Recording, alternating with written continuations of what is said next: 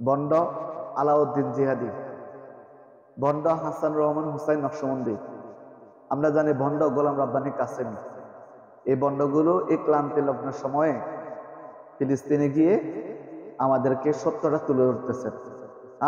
আপনারা অবশ্যই অবাক হচ্ছেন যে আমি তাদেরকে ভণ্ড বলেছি, কিন্তু না, তারা ভণ্ড নয়, তারা আশিক রাসূল, তারা স্বেচ্ছায় আশিক রাসূল। তাদের ভিতরে নবীর প্রেম রয়েছে, তাদের ভিতরে ইমানের স্বাদ রয়েছে।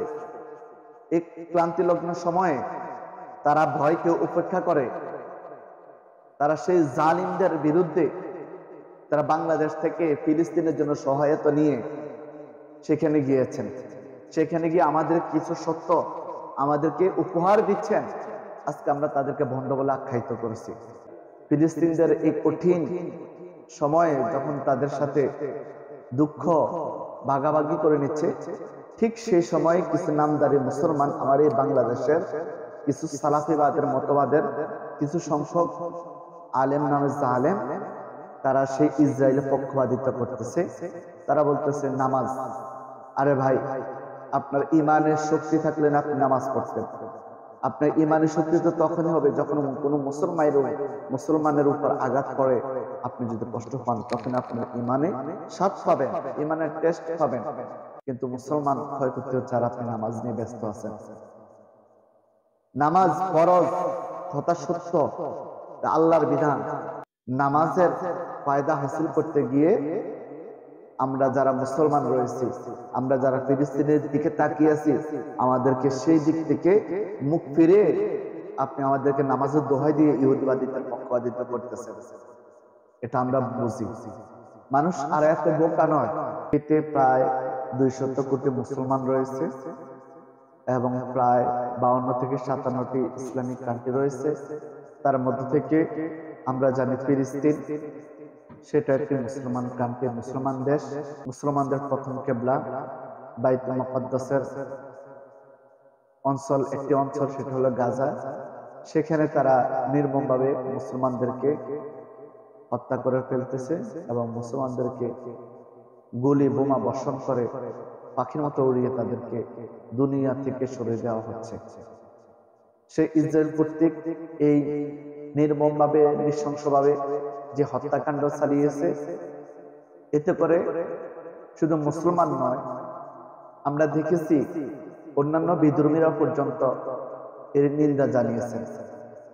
ইহুদিবাদীরা কখনো মুসলমানদের বন্ধু ছিল না, কিন্তু দুঃখ লাগে সেই জায়গায় আজকে আমার দেশের কিছু নামধারী মুসলমান, শুধু মুসলমানই নয়, কিছু নামধারী আলেম, তারা বলে যে ইহুদিরা হিন্দুদের থেকেও ভালো আছে। নাউজুবিল্লাহি মিন যালিক। অর্থাৎ এই ইহুদিরা তারা মূর্তি পূজারক নয়। আমাদের দেশে কিছু ইসলামিক স্কলার নামে ভণ্ড রয়েছে, তারা এই ধরনের কথা বলে থাকে।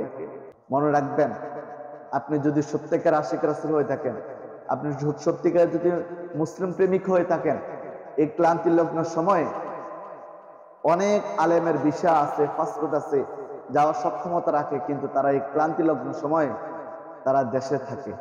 তারা সেখানে যাওয়ার ইচ্ছা যদিও থাকে, সেখানে যাওয়ার তাদের যদি প্রসেসিং থাকে, কিন্তু তারা এই ক্লান্তি লগ্ন সময়ে ফিলিস্তিনে গিয়ে ফিলিস্তিনের পাশে গিয়ে দাঁড়ায় না।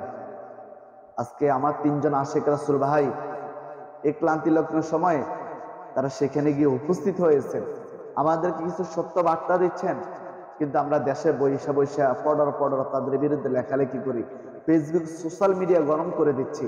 ভাই, তাদের দোষটা কি ছিল? আলেম হিসেবে সেখানে গিয়েছেন, আপনারা অনেকে সহযোগিতা করেছেন। প্রত্যেকটা আলেমের মানবিক সংগঠন আছে। আল্লামা আলাউদ্দিন জিহাদি সাহেবের মানবিক সংগঠন রয়েছে হুসাইনি কাফেলা। সেই হুসাইনি কাফেলা থেকে কিন্তু কিছু অর্থ সহায়তা করেছে বাংলার কিছু আপামর জনতা। সেই সহায়তা নিয়ে ফিলিস্তিনের পাশে গিয়ে দাঁড়ানোর জন্য তিনি সেখানে গিয়েছেন। এটা কি তার অপরাধ? আজকে তার বিরুদ্ধে কেন এত লেখালেখি? মুফতি আলাউদ্দিন জিহাদি সাহেবের আইডি কেন হ্যাক করা হচ্ছে? তারা কোন ধরনের মুসলমান আমার বুঝে আসে না। মুফতি আলাউদ্দিন জিহাদি সাহেবের অন্যায় কি ছিল? সেখানে গিয়ে সত্য প্রচার করেছে, এটা কি ওনার অন্যায় হয়েছে? আমরা কেন তো নিচুক মনের মানুষ? আমরা কি পজিটিভ চিন্তা করতে পারি না? হাসানুর রহমান হোসেন নকশবন্দি সাহেব উনি দেশে বিদেশে ওয়াজ করে থাকেন, সেখানে হাদিয়া নিয়ে উনি সেখানে গিয়েছেন, আপনার বাপের পয়সা নিয়ে তো যায় নাই, তাহলে আপনার কেন এত মাথা গরম? তাহলে আপনি কেন এত বিভ্রান্তি চলাচ্ছেন? আল্লামা মুফতি গোলাম আব্বানী কাসেমি সাহেব উনি টাকা উপার্জন করেছেন, উনি বিভিন্ন ওয়াজ মাহফিল করে টাকা উপার্জন করেছেন এবং সেখানে গিয়ে ফিলিস্তিনের পাশে গিয়ে দাঁড়িয়েছেন। আপনি কয় টাকা দিয়ে সহায়তা করেছেন? আপনি তো ওনাদের বিরুদ্ধে লেখালেখি করেন, ওনারা আইডি হ্যাক করেছেন। মুনাফিকি করবেন না, এখনো সময় আছে। রাসূল মুনাফিকদেরকে কঠিন ভয়াবহ শাস্তির কথা বলেছেন। কেন মুনাফিকের আমরা পক্ষ নিচ্ছি? নিজেদেরকে মুসলমান দাবি করে ইহুদিদের পক্ষপাতিত্ব করছে। আপনি কোন ধরনের মুসলমান? আপনি মুসলমান নয়। আসুন এই ফিলিস্তিনের ক্লান্তি লগ্ন সময় আমরা নিজেদের ভিতরে ভেদাভেদ ভুলে গিয়ে আলেম ওলামাদের জন্য দোয়া করি, আল্লাহ পাক যেন এই 3 জন ইসলামিক স্কলারকে সহিহ সালামতে দেশে ফিরে আসার ব্যবস্থা করে দেন এবং তিনার যে সৎ নিয়তে গিয়েছেন আল্লাহ পাক যেন তাদের এই নিয়তখানা যেন আল্লাহ কবুল করেন এবং ফিলিস্তিন মুসলমানদের ভাইদেরকে যেন পরিপূর্ণ সহায়তা দান করতে পারেন, তাদের জন্য আমরা খাস করে দোয়া করব।